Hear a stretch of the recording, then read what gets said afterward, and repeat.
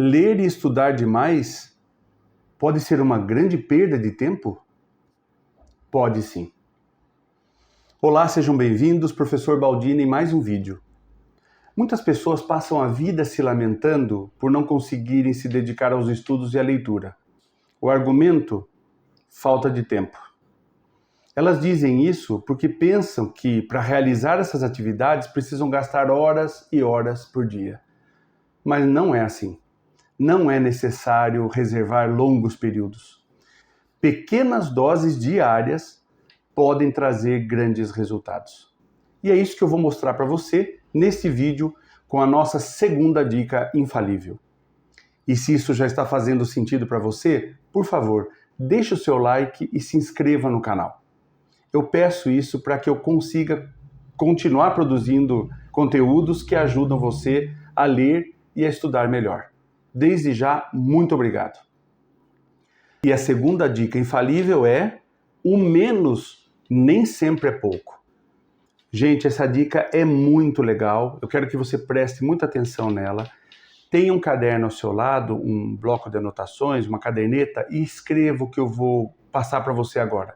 É importante que você saiba o passo a passo, porque ela funciona muito. E eu dividi essa dica em 2 passos. O primeiro passo, ele serve tanto para a leitura quanto para os estudos, e o segundo passo, eu vou dividir a leitura e os estudos, porque há uma diferença ali na relação com o tempo, ok? Bom, então vamos ao primeiro passo. O primeiro passo é o seguinte: reserve um período para você ler e estudar. Pode ser manhã, tarde ou noite, um período que você tenha disponibilidade, um período que você possa se colocar naquele seu lugar, aquele lugar que você chama de seu, para realizar a sua leitura e os seus estudos. Falando de lugar, quem chegou agora e não viu o primeiro vídeo, dá uma olhada lá, por favor. Assista o primeiro vídeo, depois você volta nesse, porque lá eu dou a primeira dica infalível, em que eu falo da importância de ter um lugar reservado e preparado para a sua leitura e para os seus estudos, ok? Então vamos lá. O primeiro passo, você vai reservar o seu período de tempo e vai se colocar lá no seu lugar de leitura e de estudos, ok? Esse é o primeiro passo. No segundo passo, o que você vai fazer? Agora eu vou falar primeiro de leitura, depois dos estudos. No segundo passo, para leitura, você vai reservar 20 minutos, só 20 minutos. Esse é um tempo muito bom porque ele não é muito extenso e nem muito curto para iniciar uma leitura. Você vai pegar um despertador, pode ser o seu celular, mas lembre-se, longe de você. Você vai programá-lo para despertar em 20 minutos, deixe lá longe, não se distraia com ele. E inicie sua leitura. Terminados os 20 minutos, quando o alarme soar, você vai fechar o seu livro, vai anotar numa caderneta especial, num caderninho especial, a lápis ou a caneta, vai anotar as suas impressões. Coisa pouca, gente. Um parágrafo. Escreva ali como num diário o que você achou da sua primeira leitura, o que você entendeu dela. Feito isso, fecha o seu caderninho, deixa ali disponível e pode fazer outra coisa. Você só vai retornar ao seu livro no dia seguinte, no mesmo período, no mesmo horário e marcando mais 20 minutos. Mas tem que ser assim?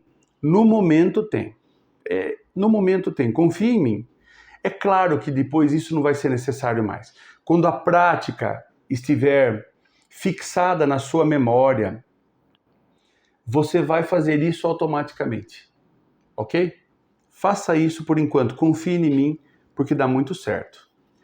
O segundo passo, agora para os estudos, ele é um pouco diferente. Eu vou indicar para vocês uma técnica que é já muito utilizada e já tem um bom tempo que ela existe, chamada técnica Pomodoro. Pomodoro em italiano é tomate, né?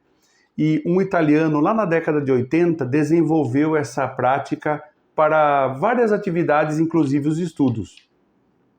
E ela se chama Pomodoro porque ele utilizou um despertador, um temporizador, que as pessoas comumente usam na cozinha. E ele tinha o formato de um tomate. É claro que existem outros temporizadores com outros formatos, né? Mas esse tinha o formato do tomate, era muito comum.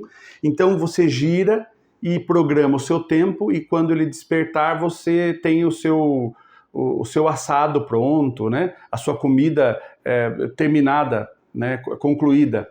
Então as pessoas usam isso ainda hoje, né? Então por isso que chama técnica Pomodoro. Você vai também colocar o seu despertador, agora ele indica 25 minutos. Eu vou fazer uma adaptação aqui. Eu vou pedir que você coloque também 20 minutos, como na leitura, só que com intervalos diferentes de tempo. Então é assim, a técnica original fala de 25, se você quiser colocar 25 minutos, ótimo. Se você quer começar aos poucos, para não se assustar muito, coloque 20 minutos. Bom, você estuda 20 minutos, quando o alarme soar, você descansa 5. Vai tomar água, tomar um café, respirar um pouco lá fora. Depois de 5 minutos, você cronometra de novo 20 minutos. E estuda. Terminados 20 minutos, mais 5. Faça isso por 4 vezes. 25, 5, 25, 5, 25, 5. E na última vez, na quarta vez, ou 20, né? Desculpe, eu lembrei da técnica original. 20 e mais 5 de descanso. 20 e mais 5, 20 e mais 5. Na última vez, 20. E aí o descanso um pouco maior. Meia hora de descanso. Para você fazer todo o processo de novo. Mas como você está começando, se você quiser fazer só uma vez e terminar aqui na quarta vez e voltar no dia seguinte, não tem problema. Isso é treino, gente, ok? O importante é que você repita isso todos os dias. Tem que ter disciplina.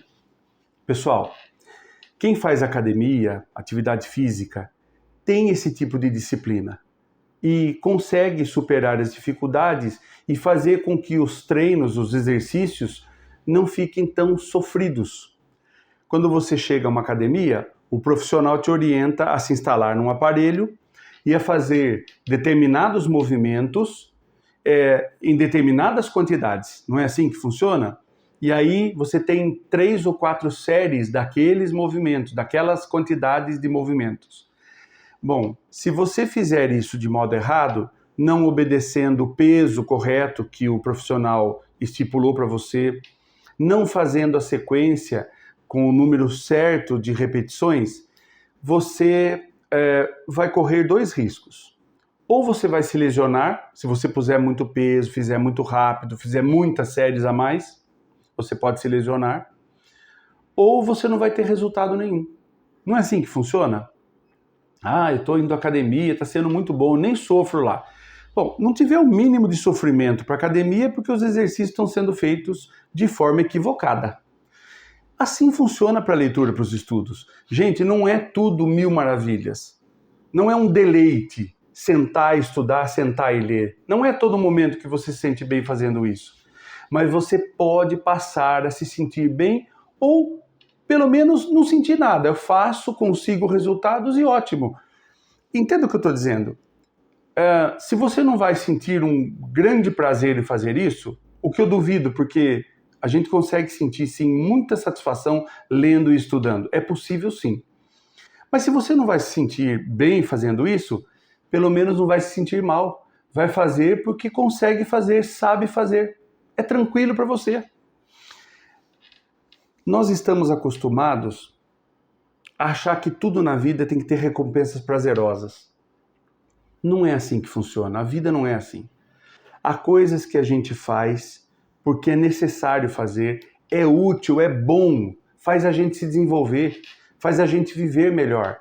Mas isso não está necessariamente relacionado ou atrelado a um sentimento de prazer. Nós vivemos, eu acho que nós vivemos um neohedonismo, uma busca por satisfação a qualquer custo, a qualquer preço e a qualquer momento. E geralmente muito rápida, né? Essa sensação de alegria e prazer muito rápida, muito momentânea. Os vícios tecnológicos estão fazendo isso com as pessoas. Ficam virando páginas e páginas a todo momento, por horas, para ter pequenos momentos de satisfação e relaxamento. Gente, não tem que ser assim. Aliás, não é bom que seja assim. Então, nós somos seres criados para pensar, para nos desenvolvermos, né? Então, não custa nada a gente treinar essas habilidades na nossa vida que realmente trazem benefícios a longo prazo, mas muito mais duradouros. Isso que eu vou usar uma gíria aqui, isso que é o grande barato da vida. Do contrário, gente, a gente fica buscando e buscando e buscando a todo momento, e não vendo o tempo passar, e pior, fazendo com que ele passe sem qualidade nenhuma. Ok? Então, coloque em prática essa dica que eu passei para vocês. E uma outra coisa muito importante, em cima disso ainda que eu estou falando, sobre não perder tempo. Eu tenho visto nas redes sociais páginas que falam de leitura de livros, eu tenho visto algumas coisas que me incomodam, e eu vou dizer uma delas. Eu vejo pessoas exibindo pilhas de livros, dizendo que leu todos eles num mês ou até em menos de um mês. Gente, eu não estou dizendo que isso não é possível de ser feito. Eu só estou questionando qual a utilidade para se fazer isso. Qual o benefício de se fazer isso? Eu sei que pessoas treinadas na leitura têm técnicas muito mais apuradas de leitura rápida. Às vezes, por causa do trabalho, precisam de conteúdos rápidos e conseguem realmente fazer leituras mais rápidas. Mas, fora desse motivo, qual outro motivo eu tenho para ficar lendo horas e horas, rapidamente, livros e mais livros? Qual a retenção eu vou ter de todo esse conteúdo lido? Qual a qualidade dessa leitura? Qual a qualidade desses textos? Porque, é claro, existe literatura de excelente qualidade. E existe literatura que, no máximo, diverte a gente e, depois disso, não geram nada em nós. Olha, você pode fazer o que quiser, as pessoas podem fazer o que quiserem, mas eu só acho que isso não é uma prestação de serviço útil para quem está começando a ler. Porque quem olha isso e tem vontade de ler e não consegue, fala, por isso que eu não tento, porque eu não vou chegar nisso nunca. E quem disse que você tem que chegar nisso? Ok? Então, pense comigo na nossa dica, segunda dica infalível. O menos nem sempre é pouco.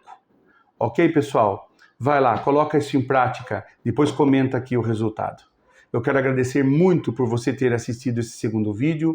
Um grande abraço, fique com Deus e até o próximo vídeo.